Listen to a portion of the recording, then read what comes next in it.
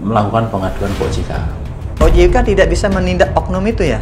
Kita sadar bahwa rentenir atau bank subuh itu kan Tidak aman menyimpan uang di bank.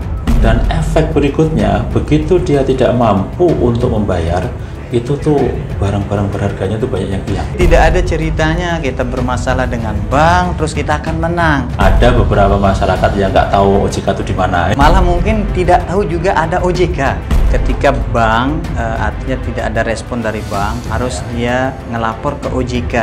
Ketika bermasalah OJK lepas tangan Pak ya? Saya punya tabungan, saya udah setor 1 juta, tapi kok di buku tabungan saya cuma 100.000. Kenapa masyarakat bisa berpikir minjem uang di bank itu sulit Pak? Melawan rentenir berbasis masjid. Seseorang yang ditakuti oleh lembaga pembiayaan. Seumpama ada bank yang bangkrut nih Pak, Ya. gimana nasib uangnya nasabah itu? Tapi masalahnya masyarakat tuh banyak yang pinjem yang tidak terdaftar. Situasi sulit ini banyak dimanfaatkan oleh orang-orang sehingga masyarakat jadi tambah sulit. Jangan sampai begitu udah waktunya klaim nggak bisa. Gimana itu menurut aturannya pinjaman online ini seperti apa itu? Biasanya ini sih strategi mencari jamaah saja. OJK itu sebenarnya apa Pak?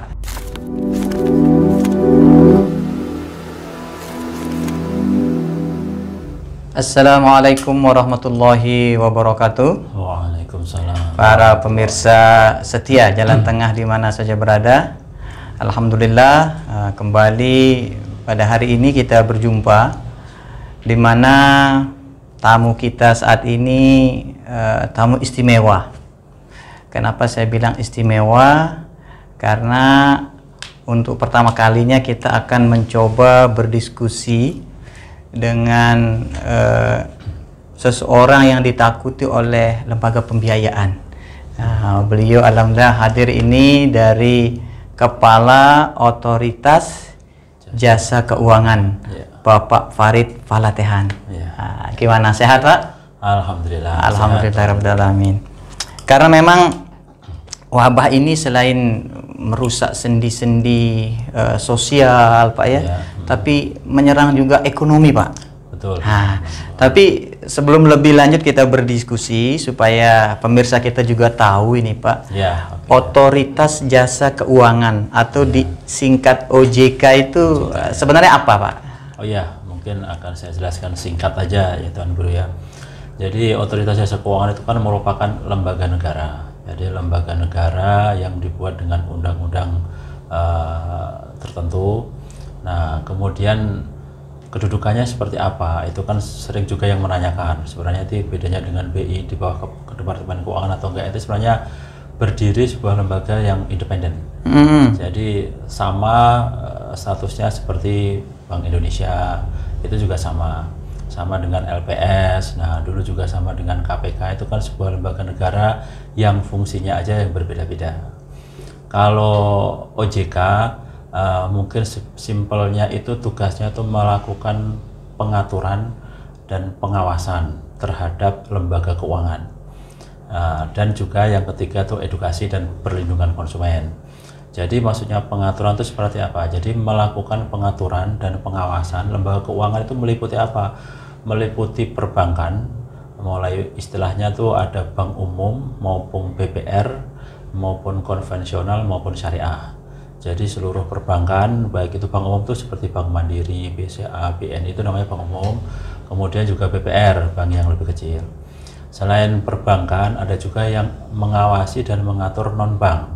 Nah, mengatur ini maksudnya membuat peraturan terhadap lembaga keuangan, kemudian mengawasi. Kalau bank kan kita tiap tahun selalu mengawasi, melakukan pemeriksaan. Kemudian yang non-bank itu apa? Yang diawasi OJK, yang non-bank itu kayak misalnya perusahaan asuransi, kemudian ada termasuk Pegadaian, itu juga diawasi. Kemudian ada lembaga dana pensiun, itu juga diawasi. Kemudian ada perusahaan pembiayaan, nah itu juga diawasi. Itu merupakan lembaga-lembaga keuangan yang ada di Indonesia yang diawasi oleh OJK. Jadi itu yang utama, mengatur, mengawasi, dan melindungi. Nah, pengertian melindungi ini maksudnya itu nasabah atau masyarakat sebagai nasabah lembaga keuangan kalau merasa dirugikan oleh lembaga keuangan itu bisa mengadukan ke OJK, tapi langkahnya mengadukan ke lembaga dulu, misalnya katakanlah ke bank, sampaikan ke bank, misalnya contohnya nih, saya punya tabungan, saya udah setor 1 juta, tapi kok di buku tabungan saya cuma 100.000. Nah itu datang ke bank saya tuh udah setor 1 juta, kok cuma ditulis 100.000, ini nggak bener. Nah banknya harusnya segera memperbaiki. Tapi kalau banknya istilahnya tuh cuek, misalnya seperti itu, silahkan melakukan pengaduan ke OJK. Nah, nanti setelah ada diadukan ke OJK, ada dokumennya jelas, kita akan klarifikasi ke lembaga keuangan. Nah, insya Allah biasanya cepat. Masyarakat kita ini kan dia artinya dia harus jelas cara kita menyampaikan. Ketika bank artinya tidak ada respon dari bank, harus dia ngelapor ke OJK. Nah itu gimana? Apa datang ke kantor OJK atau gimana itu Pak? Ya, pertama kan harus ke bank dulu. Nah setelah ke bank, misalnya bank itu sesuai ketentuan dia punya waktu 20 hari kerja untuk wajib menanggapi pengaduan nasabah tadi. Kalau yang tadi misalnya tabungannya kok cuma 100 nggak ditanggapi sampai 20 hari, lapor ke OJK. Lapor ke OJK by dokumen, maksudnya saya nasabah misalnya bank ini, dokumennya terlampir, saya sudah datang ke kantor OJK gitu ya? Ya bisa datang, bisa suratnya aja, nggak apa-apa. Oh suratnya ya. Kalau kantornya OJK di mana Pak? Nah kantornya sekarang ini masih gabung di Bank Indonesia. Oh masih gabung di Pak Jalan Pejanggik 2 itu. Tapi insya Allah doa restunya Tuan Guru. Amin amin amin. Insya Allah nanti September mudah-mudahan gedungnya yang di depan Taman Malomba itu selesai. Amin amin insya Allah amin. nanti akan pindah ke sana. Ini bagian dari bagaimana melayani nasabah juga ya. Iya betul. Jadi nanti ya mungkin betul sekarang kan mungkin ada beberapa masyarakat yang nggak tahu OJK itu di mana. Malah mungkin tidak tahu juga ada OJK. Iya betul itu. Karena begini Pak. Biasanya masyarakat kalau sudah berhubungan dengan bank tuh kan pikirnya kita pokok kalau udah berurusan dengan bank kita kalah aja katanya gitu. Jadi tidak ada ceritanya kita bermasalah dengan bank terus kita akan menang. Sehingga biasanya ketika masyarakat itu bermasalah dengan bank dia ikhlaskan sudah. Nah, alhamdulillah sekarang ini dengan dialog kita ini mudah-mudahan nanti masyarakat bertambah pengetahuannya. Oh ternyata ada lembaga yang ditakuti sama bank gitu. Tepat kita ngelaporin bank. Gitu. Kemudian ada juga ini Pak dengan adanya wabah ini, ada di Selentingan kita dengar bahwa tidak aman menyimpan uang di bank. Nah sehingga ada memang oknum-oknum lah kita bilang. Yang menganjurkan masyarakat untuk mengambil uangnya di bank. Nah, kalau dari apa istilahnya keamanan sampai saat ini masih tidak menurut OJK itu kita aman menyimpan uang kita di bank? Perbankan itu kan lembaga kepercayaan. Mungkin jenis perusahaan yang diatur sangat ketat itu perbankan. Kenapa seperti itu? Itu karena hampir sebagian besar, mungkin lebih dari 90% dana yang ada di bank itu milik masyarakat. Itulah kenapa OJK melakukan pengawasan secara ketat. Nah, makanya kalau misalnya di bank ada misalnya pengurus, direksi, pimpinan cabang, pegawai yang nakal, itu ada undang-undang Tipibang, tindak pidana perbankan, dan itu sanksinya sangat berat. Nah itulah alat kebijakan yang dipakai OJK untuk mengawasi. Kenapa kok diawasi begitu ketat? Karena yang dikelola itu dana masyarakat. Nah itulah OJK akan melakukan pengawasan dan menjamin dana itu harus aman gitu. Nah jangan sampai, makanya kalau misalnya ya OJK melakukan perusahaan, kalau misalnya ada direksi yang ini, pimpinan cabang, pejabat, pegawai yang nakal, ya bisa kita berhentikan. Kalau dia benar-benar melanggar, karena itu amanatnya undang-undang ya seperti itu gitu loh. Kalau dulu-dulu kan pernah kita dengar ada bank yang mohon maaf yang bangkrut Pak. Ya. Nah, oke lah sekarang masyarakat karena sudah ada OJK, sudah ada pengawas dan segala macam diatur sedemikian rupa supaya uang nasabah itu aman. Ya. Seumpama ada bank yang bangkrut nih, Pak. Ya. Gimana nasib uangnya nasabah itu? Ya, pertama kalau kita ngomong bangkrut itu kan yang jelas penempatan dana atau misalnya deposito atau tabungan gitu kan, Pak ya. Kalau ditempatkan di bank itu ada penjaminan namanya LPS, lembaga penjamin simpanan.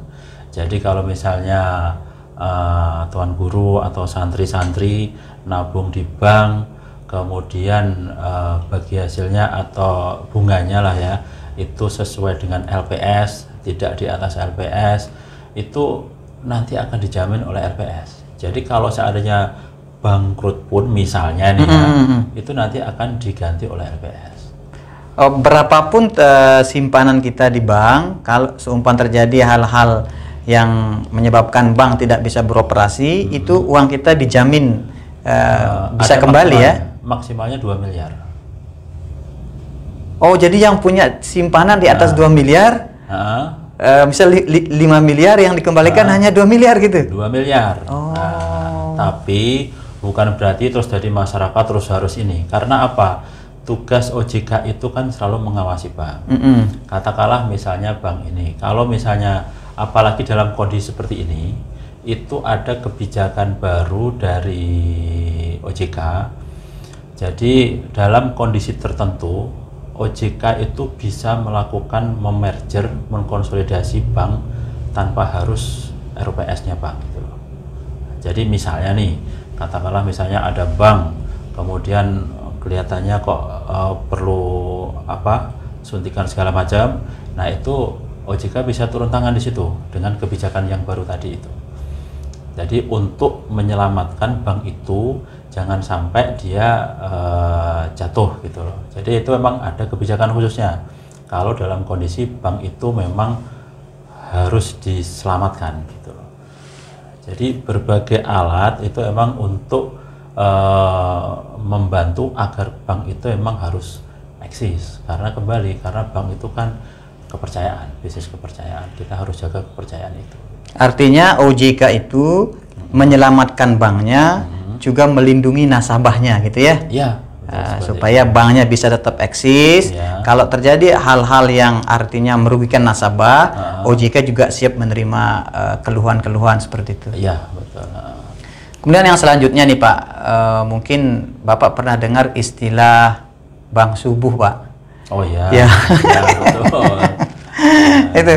Jadi masyarakat kita itu masih senang itu minjam di bank subuh itu, Pak. Iya, betul. Nah, kenapa? Ketika kita tanya kenapa senang minjam di bank subuh, padahal itu kan kalau sudah tukang tagihnya datang itu dia tidak mandang situasi kondisi, Pak. Ya. Dia bilang minjam di sana gampang katanya. Nah, ini kan tantangan juga bagi bank ini. Kenapa masyarakat bisa berpikir minjem uang di bank itu sulit, Pak? Ya, betul. Ini memang tantangan kita bersama lah ya. Jadi yang pertama, memang yang basic sekali itu memang kita harus tingkatkan edukasi. Jadi pembelajaran ke masyarakat untuk paham mengenai lembaga keuangan. Itu yang di NTB ini terus terang itu masih relatif rendah. Tahun 2016 pemahaman masyarakat terhadap lembaga dan produk lembaga keuangan itu hanya 21%. Itu tuh ranking 34 dari 35 provinsi.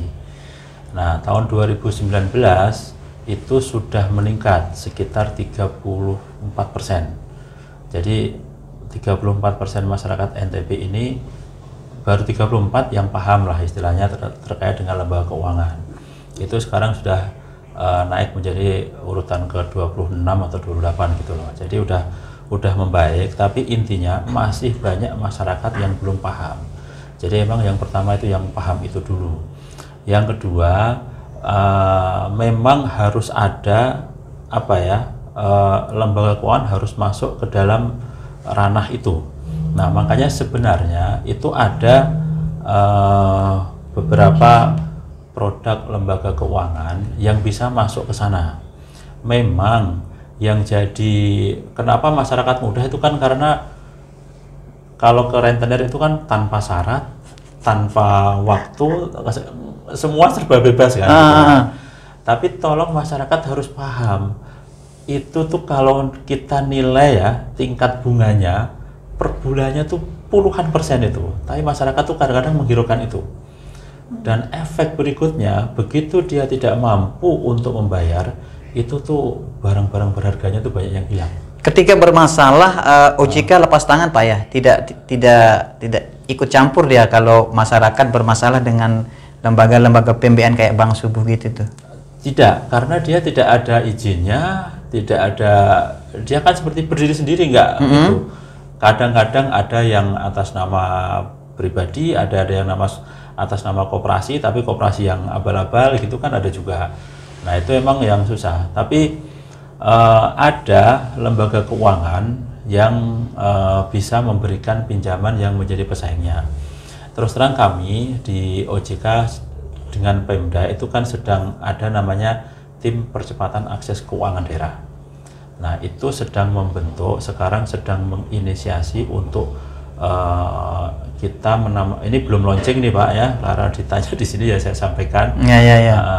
Kita insya Allah akan membentuk namanya Mawar Emas. Mawar Emas, singkatan itu Pak ya? Melawan rentenir berbasis masjid. Oh Masya Allah. Ini belum di launching? Belum. Oh berarti ini beruntung yang nonton nanti tayangan ini Pak ya?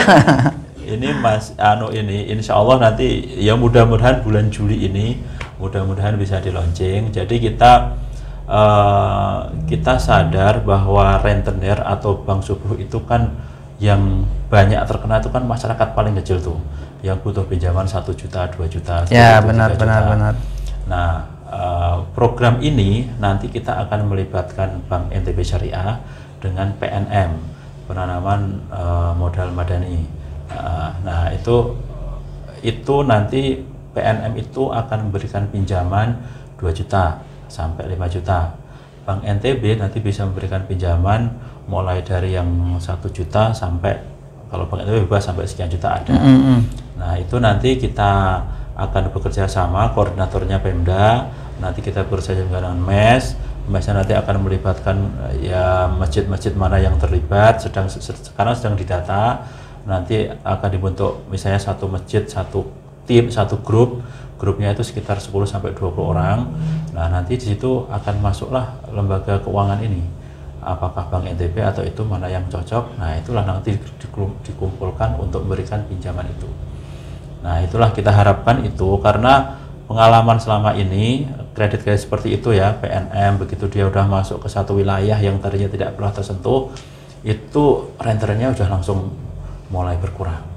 Nah makanya kita sekarang kerjasama lembaga keuangan yang memberikan kredit yang sangat mikro itu 1 juta 2 juta, masuklah ke wilayah-wilayah ya daerah-daerah kampung ini, tapi kita menggunakan berbasis masjid. Jadi harus lewat masjid. Nanti kalau tuan guru ini didaftarkan bisa juga. Masya Allah. Nih ngomong-ngomong, masyarakat kalau sudah namanya dikasih minjem mudah itu pasti seneng. Ya. Walaupun dia kadang-kadang tidak berpikir akibatnya ke depan. Ya. Nah, sekarang juga muncul ini Pak, pinjaman online. Oh ya. Nah, gimana itu menurut aturannya pinjaman online ini seperti apa itu? Apa aman masyarakat minjem di sana? Gimana supaya masyarakat kita ini mendapatkan edukasi? Ya, ini memang penting sekali nih buat masyarakat nih. Yang pertama ini mungkin terkait dengan pinjaman online ini. Pinjaman online itu banyak sekali, ratusan mungkin ribuan yang menyediakan itu ya. Nah, tapi tolong nanti masyarakat seandainya ada penawaran pinjaman dari online, itu silahkan cek dulu mana yang sudah terdaftar di OJK. Itu ada yang terdaftar. Caranya gimana Pak? Cara ngecek yang sudah terdaftar dan tidak itu? Masuk ke website OJK atau langsung cari di googling nanti ketahuan. Jadi perusahaan yang online yang sudah terdaftar OJK itu ada sekitar belum sampai 100 itu. Dulu saya ingat saya 70 berapa gitu, nggak tahu sekarang ya, sekitar 70 sekian. Jadi kalau mau minjem minjamlah di situ, jangan di tempat lain. Salah satu hal yang agak dibenarkan berarti ya.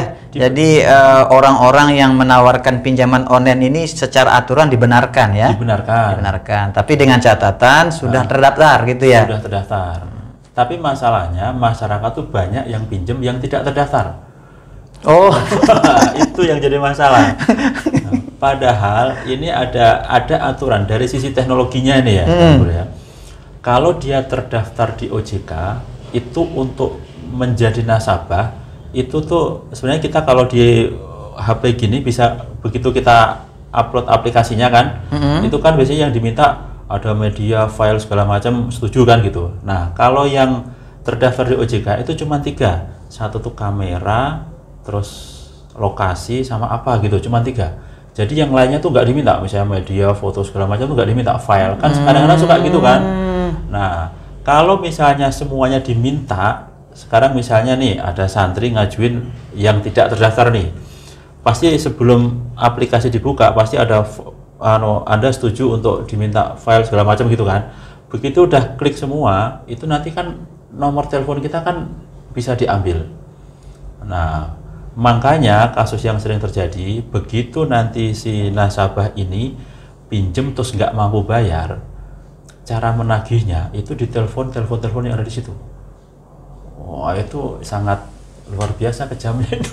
Artinya mengganggu psikologi Pak ya? Iya. Jadi disebarkan bahwa ini dia berutang seperti itu. Misalnya saya hutang, di telepon saya ada kenalan saya Tuan Guru nih. Nanti dikasih tahu ini Tuan Guru ini seperti kalau dilaporkan ke OJK seperti ini, OJK tidak bisa menindak oknum itu ya? Yang pertama tuh mereka kadang-kadang nggak punya kantor. Oh, ini kan hanya online, makanya masyarakat harus hati-hati. Nggak hanya cuman pinjaman, investasi itu kan banyak yang seperti berarti itu. Masyarakat itu tidak hanya minjem online juga hati-hati Pak. Dia juga artinya menikah. Kalau kenalan lewat online juga hati-hati Pak. Nanti laki-laki nanti pasangannya. Oh iya, itu Pak. Karena kalau semua serba online.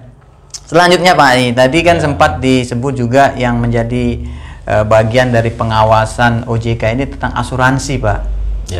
Tentang asuransi.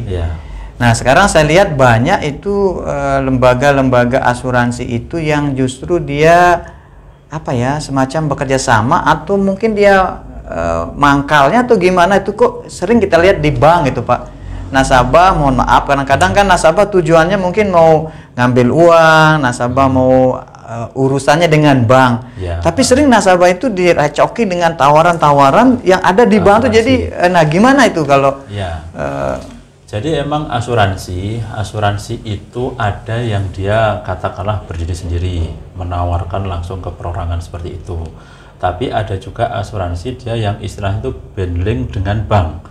Jadi misalnya satu produk apa, asuransi X, dia misalnya kerjasama dengan bank X. Nah tapi nanti kalau begitu udah inti kerjasamanya kan nanti ada produk baru itu atas izin OJK. Nah kalau sudah kerjasama dan itu emang harus dengan bank itu prinsipnya boleh. Jadi biasanya tabungan pendidikan tapi dengan berasuransi. Kemudian nanti menawarkan produk tabungan apa tapi dengan asuransi. Nah itu namanya produk, istilahnya itu gabungan gitu loh. Jadi ada produk banknya, ada asuransinya. Nah itu digabung gitu.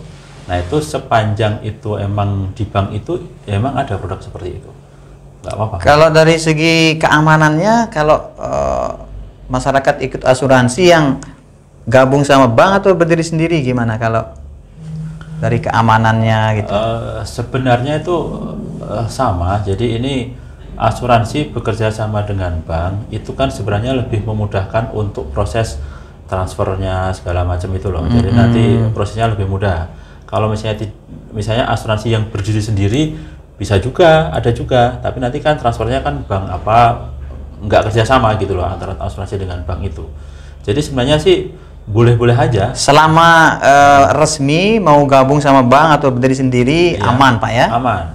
Kalau misalnya masyarakat ada yang misalnya mencurigakan ini asuransi ini legal atau enggak, tanya aja ke OJK. Misalnya ini asuransi apa namanya asing misalnya nih, kan kita nggak tahu nih, kok ragu, tanyakan ke OJK. Langsung nanti ke OJK. Atau mungkin apa yang dijanjikan sama asuransi ketika orang sudah ikut tidak sesuai dengan apa yang didapatkan, bisa diadukan ke OJK juga ya? Ya, makanya sebelum tanda tangan asuransi, minta dulu misalnya apa hal-hal krusialnya lah, misalnya cara klaimnya seperti apa, kemudian prosesnya berapa lama, persyaratannya apa. Nah itu kan harus tahu itu nasabahnya. Jangan sampai tawarin gini-gini, ya begitu udah ada klaim ternyata persyaratannya susah misalnya seperti itu. Nah itu yang kadang-kadang nasabah tuh kurang teliti. Kadang-kadang juga ada asuransi yang tidak menjelaskan secara benar. Nah kalau seperti itu, kalau misalnya ketahuan, kami akan tegur. Kalau memberikan penjelasan kepada nasabah harus detail semuanya, maksudnya kalau ada ini jelaskan, misalnya potensi apa ini, klaimnya seperti apa, kerugiannya seperti apa, nanti berapa lama, itu kan harus semua. Jangan sampai begitu udah waktunya klaim nggak bisa. Nah seperti itu kan harus detail, dan asuransi wajib menjelaskan itu. Satu lagi nih menarik, mumpung ini kan masuk musim haji Pak. Ya. Cuman kita Indonesia tidak memberangkatkan jamaah haji. Oke, ya. Nah, saya sih tidak tahu apakah itu menjadi ranah OJK juga, tetapi karena biasanya ada itu travel yang menjanjikan ke nasabah-nasabah itu modalnya kayak dibiayai dulu.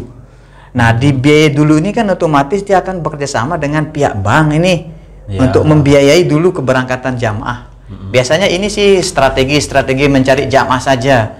Nah, kalau dari segi aturannya itu Pak, apakah dibenarkan oleh OJK itu semacam menalangi biaya berangkatnya orang umroh itu? Ditalangi dulu, nanti pulang umroh dicicil seperti itu. Pernah dengar nggak itu Pak?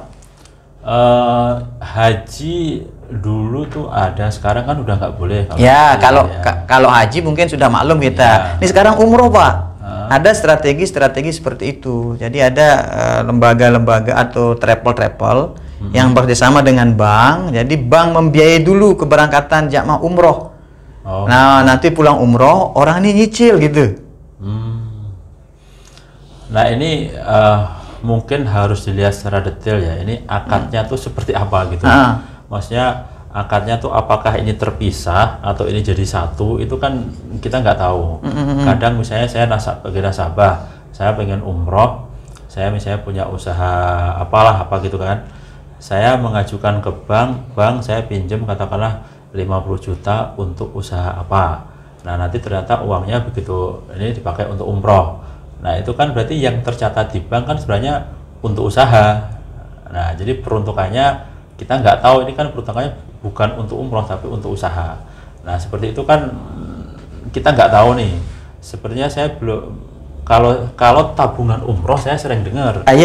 Tabungan umroh memang sudah maklum kita kalau ini Pak. Ini ada misal contohnya sekarang saya nih mau berangkat umroh, tapi saya belum punya uang. Kalau nabung dulu kan pikir orang, loh berapa tahun nanti uang saya belum cukup, begitu cukup keburu saya meninggal dunia, keburu saya sakit katanya. Ada ndak saya dibiayai dulu, nanti pulangnya saya cicil. Nah ini praktek ini ada Pak gitu. Sebenarnya sih pada prinsipnya tergantung proses pembiayaan itu ya. Jadi prinsipnya tuh kalau bank ngasih kredit atau pembiayaan itu kan harus ada usahanya. Nah kalau misalnya dia punya usaha, nah nanti kan usaha itu dilakukan penilaian kelayakannya. Katakanlah dia punya usaha dagang, setiap bulan tuh mau menghasilkan katakanlah 5 juta, nanti untuk cicilan misalnya 1,5 juta, ini secara analisis visible atau layak. Nah kalau layak, bank bisa memberikan pinjaman itu. Nah nanti setelah kredit diberikan misalnya 50 juta gitu kan, nah 50 juta itu kan sebenarnya itu kan untuk modal kerja. Nah tapi sama si pemilik misalnya dipakai umroh, nah itu prinsipnya sih ya tergantung si nasabahnya itu kan.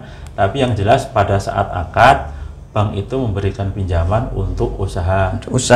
Ya. Bukan untuk berangkat umroh gitu. Nah, kalau khusus untuk umroh aja, ini kan dasarnya apa? Maksudnya punya usaha enggak? Nah ini kan jadi kalau enggak punya usaha terus dikasih pinjaman, ya itu namanya ya nggak boleh lah. Oke, terima kasih Pak. Ini obrolan yang sangat bermanfaat bagi masyarakat. Karena jangan sampai situasi sulit ini banyak dimanfaatkan oleh orang-orang sehingga masyarakat jadi tambah sulit. Nah, seperti itu. Kemudian yang kedua, untuk saat ini masihlah bank menjadi pilihan utama untuk masyarakat menyimpan uangnya yang aman, Pak ya. Iya, betul. Ya. Karena kalaupun nanti terjadi hal-hal yang merugikan nasabah, itu bisa nanti ada prosesnya untuk kita selesaikan ke OJK.